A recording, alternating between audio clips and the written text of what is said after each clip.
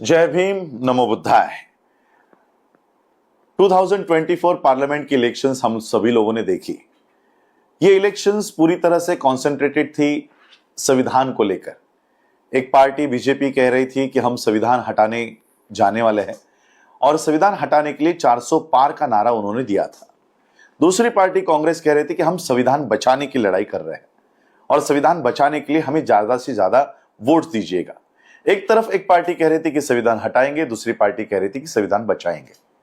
अब बीजेपी हारने के बाद वो कह रहे कि कांग्रेस ने एक फेक नैरेटिव तैयार किया कि हम संविधान हटाने वाले हैं, जबकि खुद आनंद हेगड़े ये कह रहे थे कि 400 पार जाना है क्योंकि संविधान हटाना है। महाराष्ट्र की पंकजा मुंडे कह रहे थे कि हमें संसद में ज्यादा से ज्यादा संख्या में जाना है ताकि हम संविधान हटा सके। खुद नरेंद्र मोदी ने संसद में ये खड़े रहकर स्पीच दिया है कि 400 नहीं तो हम 370 तो ला ही रहे ताकि हम संविधान हटा सके। तो ये फेक नैरेटिव है, ये बीजेपी बोल नहीं सकती। हाँ, लेकिन फेक नैरेटिव है। फेक नैरेटिव ये है कि कांग्रेस जो कह रही थी कि हम संविधान बचाने के लिए जाने वाले हैं, ये फेक नैरेटिव है। बीजेपी को संविधान हटाना है, ये 100% सच है, लेकिन कांग्रेस को संविधान बचाना है, ये भी उतना सच नहीं है, क्योंकि मेरे पास उसके सबूत है। ये 2 दिन पहले भारत के संसद में कानून बनने जा रहा है, one nation one election. Government considering 3 bills to implement one nation one election plan.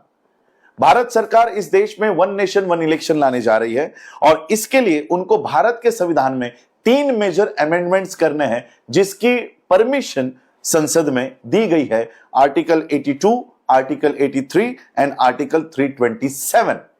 ये 3 आर्टिकल्स में पिछले हफ्ते में बहुत बड़े अमेंडमेंट्स भारत में हो रहे हैं। अब मुझे बताओ, जो कांग्रेस ये कह रही थी कि हमें संविधान बचाने के लिए अंदर जाना है, ये अमेंडमेंट्स जब हो रहे थे तब राहुल बाबा क्या सो रहे थे? इसका मतलब फेक नैरेटिव ये है कि इनको संविधान बचाना है। ये फेक नैरेटिव है और इस फेक नैरेटिव में हम लोग फंस गए। भारत के लोग, महाराष्ट्र के लोग फंस गए। महाराष्ट्र का उदाहरण देना चाहूंगा। 2024 में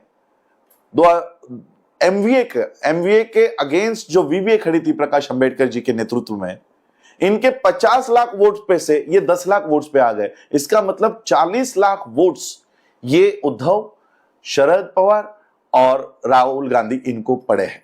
इसका मतलब है 40 लाख वोट्स हमारे चले गए संविधान बचाने की दुहाई के लिए। लेकिन अब जब संविधान सही में खतरे में है तो ये आवाज तक नहीं उठा रहे।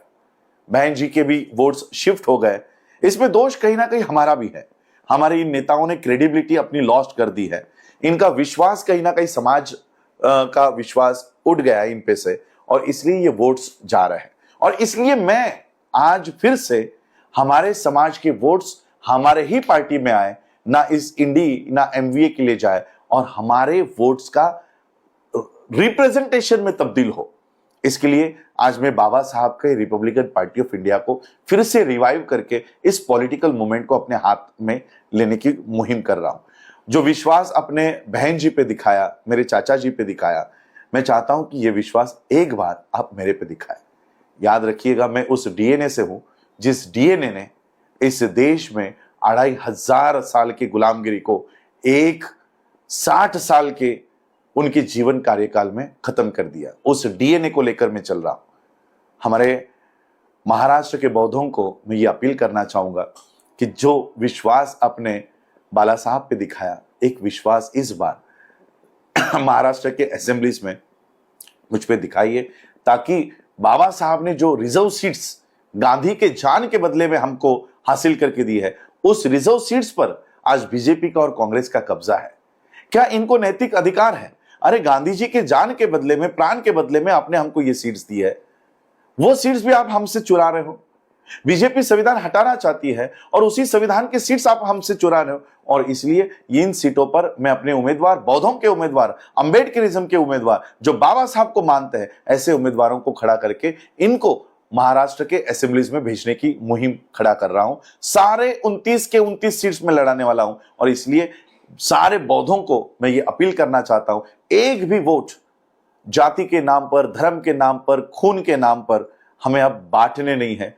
जो विश्वास ऑलरेडी जिन्होंने गवा दिया है, फिर से वो अगर विश्वास हासिल करके हमारे वोट खत्म करना चाहते हैं तो इसको हमको कहीं ना कहीं रोकना होगा। आपका एक एक वोट आपके प्रतिनिधि को चुनने के लिए डालना चाहिए, ना कि किसी और को जितवाने के लिए।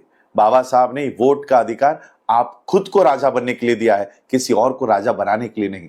इस वोट का अधिकार का इस्तेमाल ठीक से कीजिएगा। इतना ही कहना चाहता हूं, बस इतना ही अपील करता हूं। जय भीम, नमो बुद्धाय, जय भारत, जय संविधान।